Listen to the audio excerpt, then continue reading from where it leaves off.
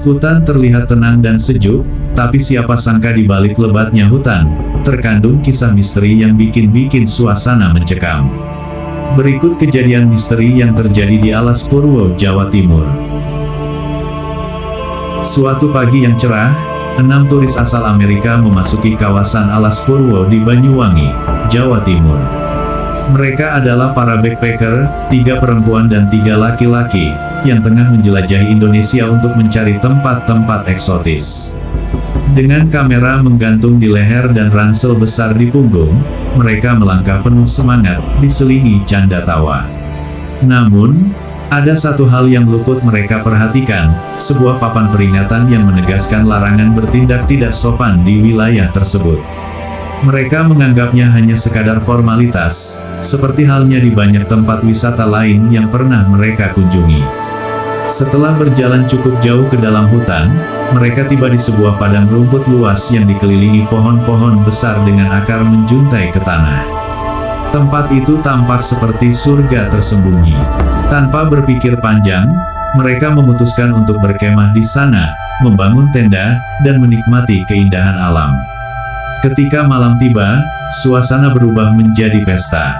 Minuman keras dikeluarkan, musik diputar dari speaker kecil, dan gelak tawa mereka menggema di tengah keheningan hutan. Salah satu dari mereka, Jack, bahkan mulai menari dengan cara yang tidak pantas di bawah pohon beringin besar, tanpa menyadari bahwa pohon itu dianggap sakral oleh penduduk setempat.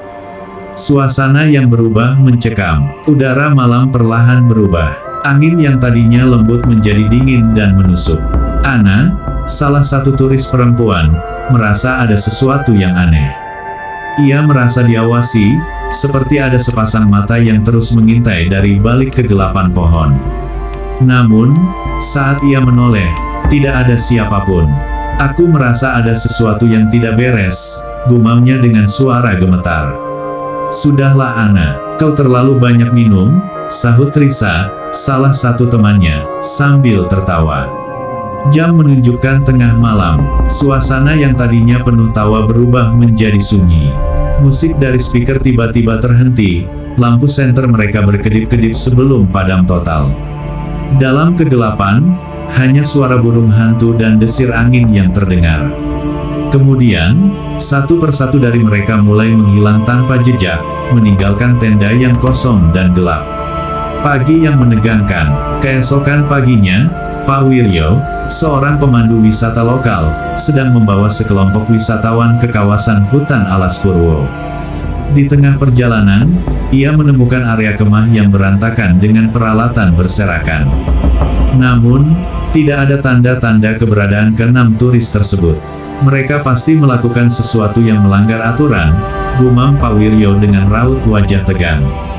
Jejak kaki telanjang yang mengarah ke dalam hutan menarik perhatiannya. Jejak itu berhenti di bawah sebuah pohon beringin besar.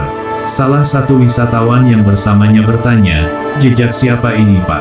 Pak Wiryo hanya menggeleng, menunduk, dan berbisik, "Mungkin mereka telah melampaui batas yang tidak seharusnya."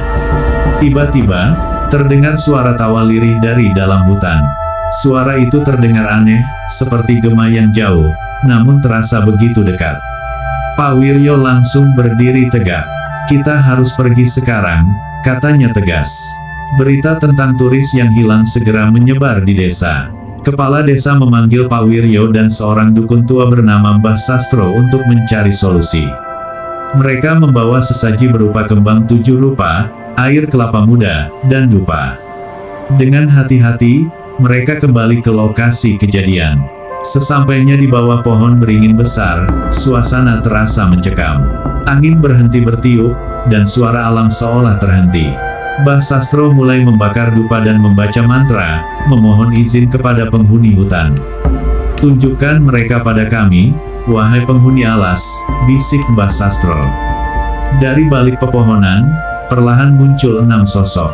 Mereka adalah para turis yang hilang, tetapi ada sesuatu yang tidak wajar. Kulit mereka pucat, mata terbelalak kosong, seolah-olah mereka tidak lagi memiliki roh. "Kalian baik-baik saja?" tanya Pak Wiryo, suaranya bergetar. Namun, tidak ada jawaban. Ke-6 turis itu hanya berdiri mematung, menatap lurus tanpa ekspresi. Mbah Sastro bertindak cepat. Ia menyiramkan air kelapa muda ke tanah sambil mengibaskan kain putih. Tubuh para turis itu terjatuh ke tanah, seperti boneka yang kehilangan kendali. Ketika mereka sadar, salah satu dari mereka, Ana, langsung menangis ketakutan. "Apa yang terjadi? Kenapa kami di sini?" tanyanya panik. "Kalian melanggar batas," jawab Pak Wiryo. "Bersyukurlah kalian masih bisa kembali." Namun, Mbah Sastro tiba-tiba berkata, "Belum semuanya kembali. Ada satu yang belum sepenuhnya pulang." Ia mendekati Mar, salah satu turis laki-laki. Dengan mata tajam, ia menyentuh dahi Mar. Tubuh Mar menegang, dan dari mulutnya keluar suara berat yang bukan miliknya. "Kalian telah mengganggu kami. Satu dari kalian harus tinggal sebagai penebus." Suasana menjadi tegang. Ana, dengan berani, melangkah maju.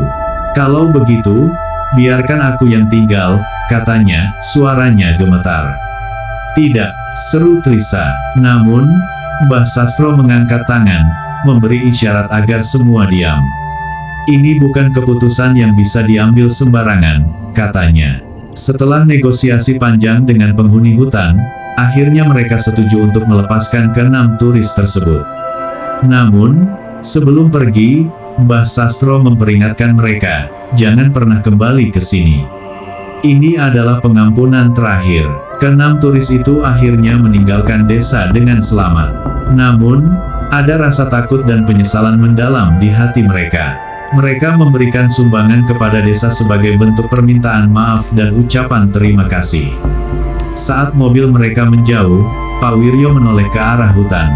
Di balik pohon beringin besar, samar-samar ia melihat bayangan besar dengan mata merah menyala yang terus mengawasi mereka.